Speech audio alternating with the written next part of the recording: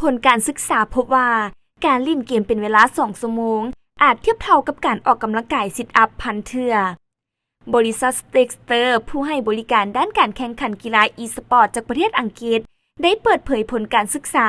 ซึ่งอิงตามการวัดเทกอัตราการเต้นของหัวใจจากอาสาสมัครที่เข้าร่วมทดสอบ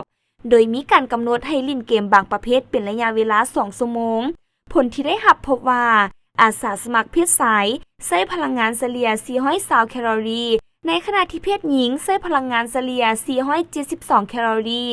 ซึ่งมีความใกล้เคียงกับปริมาณพลังงานที่ร่างกายมนุษย์ใช้ในการซิทอัพ 1,000 เทื่อแต่ถึงอย่างใดก็ตามเซียวซานได้ออกมาแสดงความคิดเห็นว่าผลการศึกษา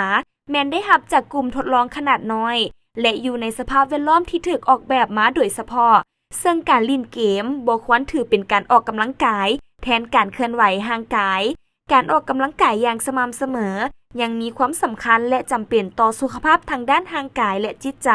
บ่ว่าอยู่ในโลกของความเป็นจริงหรืออยู่ในโลกของเกมก็ตาม